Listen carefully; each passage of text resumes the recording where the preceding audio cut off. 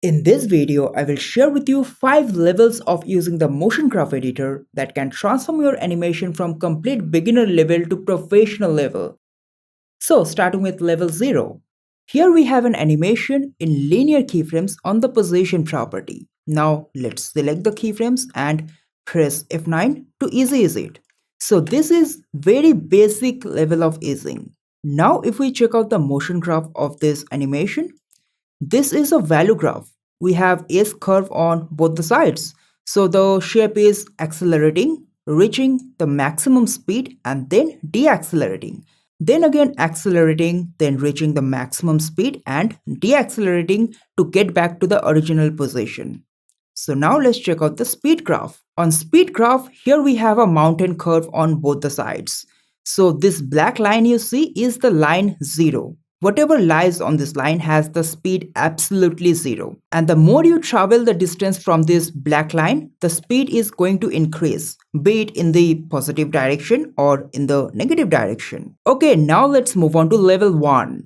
In level 1, we have the same animation with easy ease keyframe. So let's select the keyframe and jump onto the motion graph editor. First, let's check out the value graph.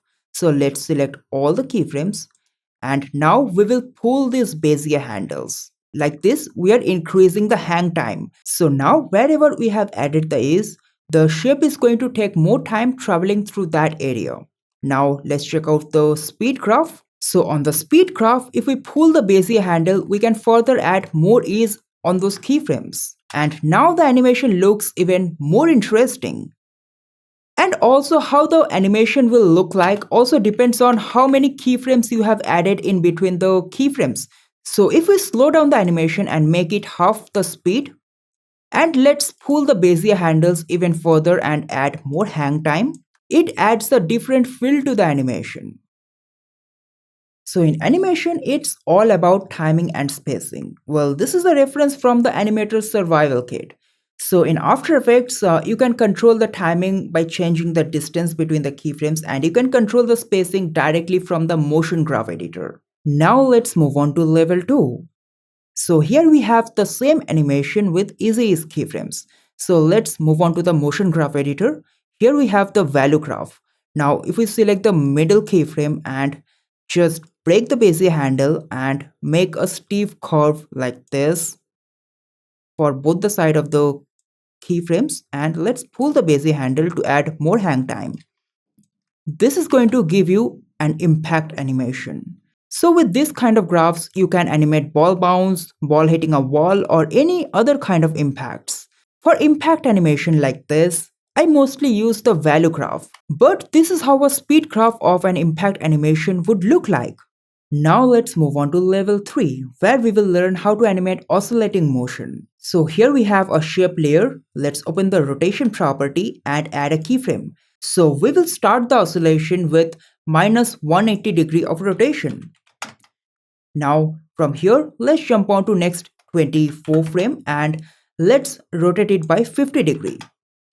So from here, let's jump on to next 18 frames and let's rotate it by minus 25 degree.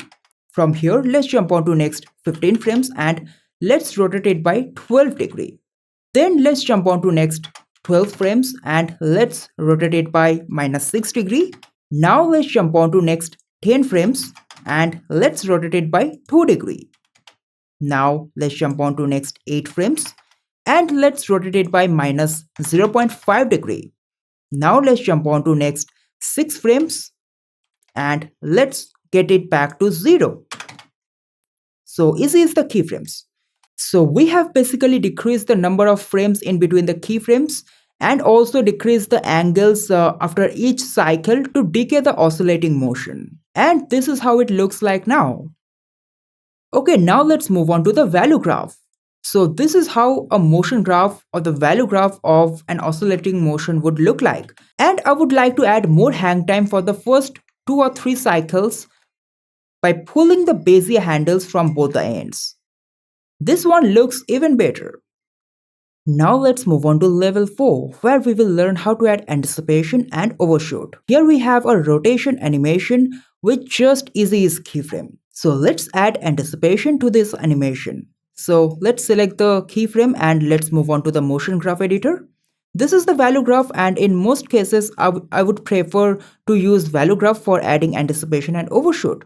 So let's move on to previous 5 frames and let's add a keyframe here in the motion graph editor. Now to add anticipation, we have to move the keyframe in the opposite direction of the main action.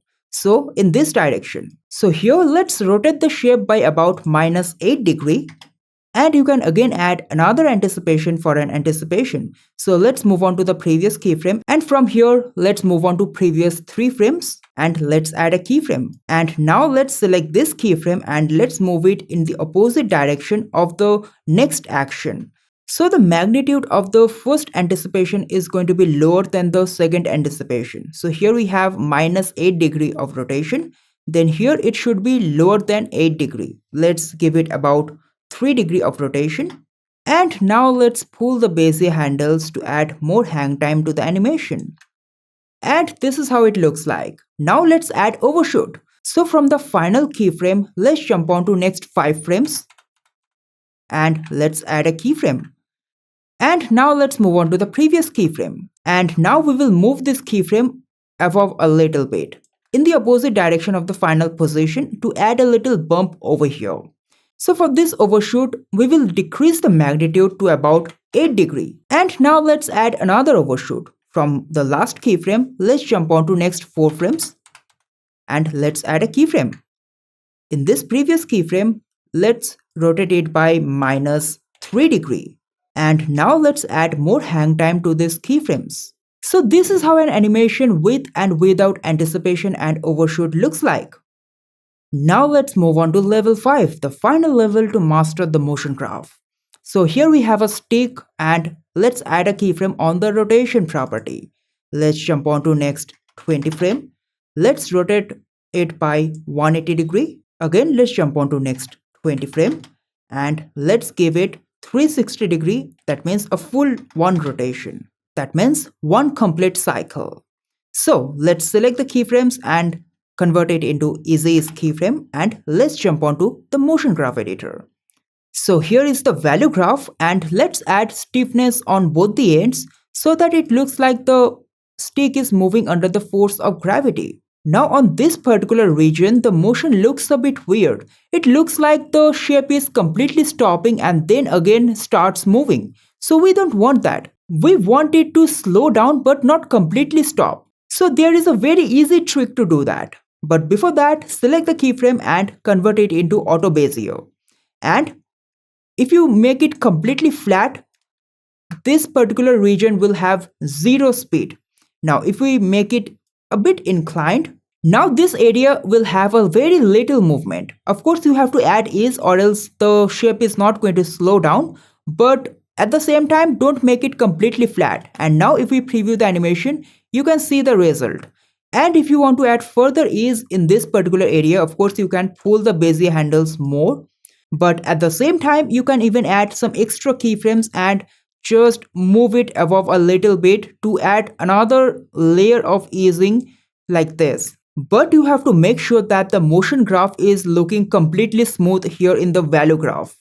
And this adds a snappy movement in this entire animation. Now let's check out the speed graph of this animation.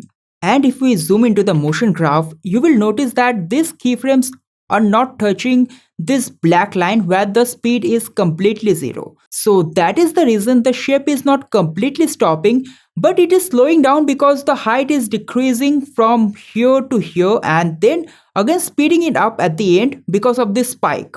So these are the 5 levels of mastering the motion graph editor. Now your first step would be to try implementing those techniques, animating basic shapes like circles, rectangles or rounded rectangles. And if you get satisfactory result, then you can move on with implementing those techniques in more complex projects like character animation, typography animation, or in other motion design projects. And soon we will notice a significant improvement in your animation quality, which will definitely going to highlight in your portfolio, resulting in more high paying clients and even better opportunities. So that's the end of this video. And if you want to learn After Effects in more details, if you want to learn the motion graph editor and the other tools in After Effects, then have a detailed course on After Effects which is freely available on YouTube, and you can get the access of it from the link provided in the description. So that is it, and I will see you in the next one. Until then, goodbye.